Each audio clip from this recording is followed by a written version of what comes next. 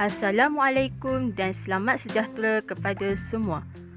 Nama saya Nora Syawarina binti Ahmad Talmidi, pemegang nombor metrik 280913. Saya akan menerangkan bab 9 Perlembagaan Persekutuan Malaysia. Apa itu perlembagaan? Perlembagaan adalah suatu kumpulan undang-undang tertinggi untuk menentukan bagaimana pemerintahan sesebuah negara dijalankan. Perlembagaan menerangkan dan memperuntukkan kuasa-kuasa yang dimiliki oleh pelbagai anggota negara seperti hak-hak dipunyai oleh orang-orang yang diperintah dan perhubungan antara yang memerintah dengan yang diperintah. Perlembagaan Malaysia. Malaysia menggunakan Perlembagaan Persekutuan di mana ia berfungsi sebagai undang-undang tertinggi negara. Perlembagaan Persekutuan menentukan pelbagai perkara mengenai kebebasan asasi, kewarganegaraan, kerajaan persekutuan, kerajaan negeri, perundangan, peruntukan kewangan, pilihan raya, kehakiman dan perkhidmatan awam. Perlembagaan persekutuan boleh dianggap sebagai mencorakkan sistem pemerintahan di Malaysia. Jenis-jenis perlembagaan. Terdapat 5 jenis perlembagaan iaitu 1. Perlembagaan panjang dan pendek. 2. Perlembagaan bertulis dan tidak bertulis. 3. Perlembagaan berparlimen dan berpresiden. 4. Perlembagaan ketat dan longgar. Dan 5. Perlembagaan bersekutu dan tidak bersekutu. 1. Perlembagaan panjang dan pendek.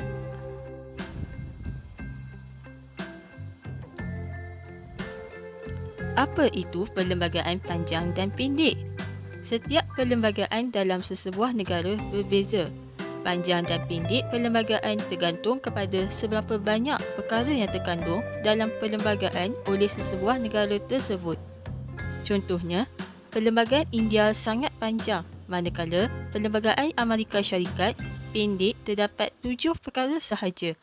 Sementara Malaysia, sederhana panjang, terdapat 183 perkara sahaja. 2. Perlembagaan bertulis dan tidak bertulis.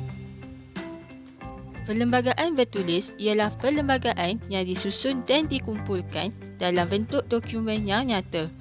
Perlembagaan bertulis sukar dipindah kecuali wujud peruntukan dalam perlembagaan yang membenarkan. Kedudukan Parlimen Perlembagaan Bertulis tertakluk kepada perlembagaan. Contoh negara menggunakan perlembagaan bertulis ialah Malaysia. Bagi perlembagaan tidak bertulis, perlembagaan yang tidak dikumpul dan berselerak dalam akta-akta yang lain tetapi tidak dikodkan. Perlembagaan tidak bertulis menjadikan Parlimen mempunyai kuasa yang sangat tinggi. Contoh negara menggunakan perlembagaan tidak bertulis ialah United Kingdom. 3. Perlembagaan berparlimen dan berpresiden. Perlembagaan berparlimen iaitu hubungan institusi perundangan dan institusi pemerintahan raja. Perlembagaan berparlimen mempunyai demokrasi berparlimen iaitu sistem pentadbiran kerajaan moden yang mengutamakan mandat dan suara rakyat.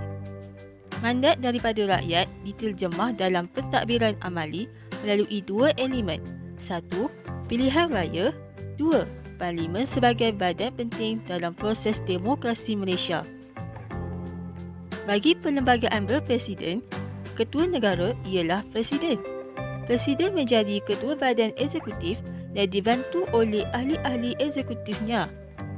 Pengasingan kuasa agak jelas iaitu pemisahan antara badan perundangan dengan badan eksekutif.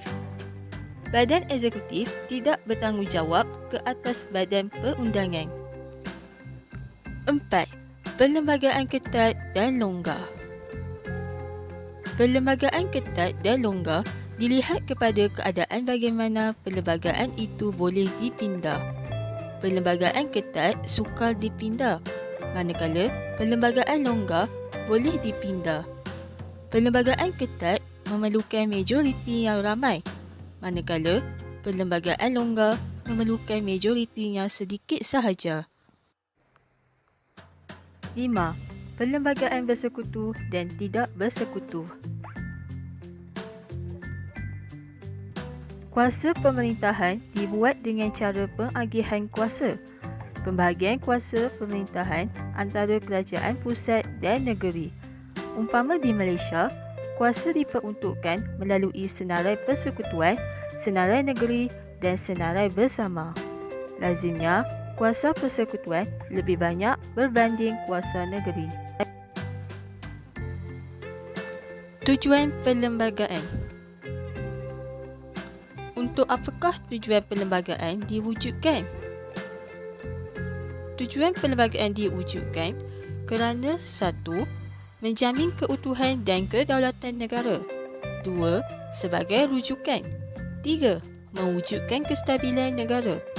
4. Mengawal perjalanan kerajaan. 5.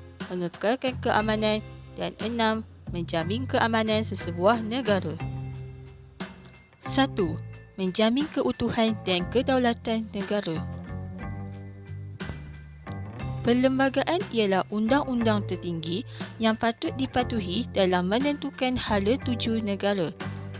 Tanpa perlembagaan, rakyat tidak dapat menumpukan sepenuh perhatian dan taat setia mendirikan sebuah negara yang makmur. Dengan adanya perlembagaan negara, rakyat berpegang kepada satu undang-undang yang diamalkan dan dihormati untuk mewujudkan sebuah negara yang berdaulat. 2. Sebagai rujukan. Perlembagaan boleh dijadikan sebagai sumber rujukan untuk menyelesaikan masalah yang timbul apabila berlaku pihak yang bertentangan antara satu sama lain. Keadaan tegang akibat dari perasaan tidak puas hati dapat dielakkan jika rakyat menurut dan menghormati apa yang tercatat dalam perlembagaan. Masalah persefahaman dapat diselesaikan dengan tenang berdasarkan undang-undang sedia ada dalam perlembagaan. Masalah yang mungkin timbul tidaklah sukar untuk diselesaikan jika pihak bertentangan duduk berbincang masalah mereka bersama. Dengan adanya perlembagaan sebagai rujukan dari segi perundangan dapat menyelesaikan konflik dalam sesebuah negara dengan lebih mudah. 3. Mewujudkan kestabilan negara. Walaupun perlembagaan boleh dipindah, tetapi ia tidak boleh dilakukan dengan sewenang-wenangnya. Sebarang pindaan perlembagaan mestilah berdasarkan perlembagaan juga. Jika pindaan boleh dilakukan dengan mudah mengikut kehendak pengubal, maka ia akan menghasilkan satu keadaan yang kucak-kacir di mana pemimpin akan bertindak sesuka hati dan mengabaikan kemahuan rakyat. Oleh itu, perlunya perlembagaan bagi mengekalkan keamanan sesebuah negara. 4. Mengawal perjalanan kerajaan. Segala tindakan pemimpin dapat diketahui atau dipastikan. Tindakan pemimpin mestilah berdasarkan perlembagaan yang telah dicatat, bukanlah bertindak mengikut sesuka hati. Pihak pemerintah tidak dapat melakukan perbuatan menyelewang daripada perlembagaan. Oleh itu, mengawal perjalanan kerajaan dapat menjamin pihak pemerintah tidak berlaku curang atau menyalahgunakan kuasa yang diperuntukkan kepada mereka. 5. Mengekalkan keamanan.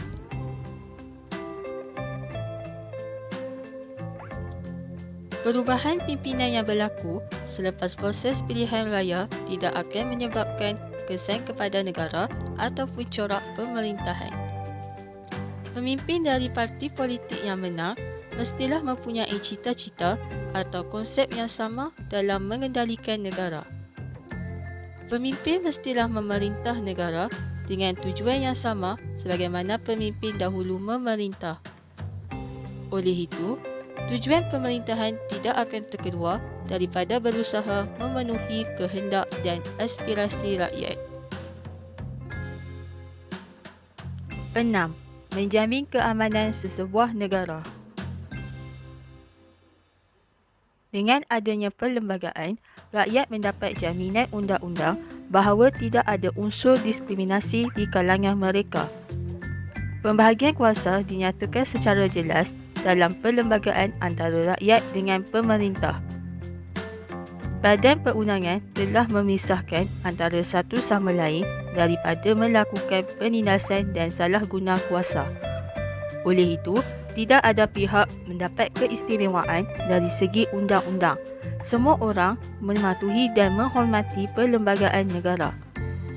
Oleh itu, jelaslah bahawa perlembagaan membantu mewujudkan perpaduan dalam kalangan rakyat agar membolehkan hidup aman damai.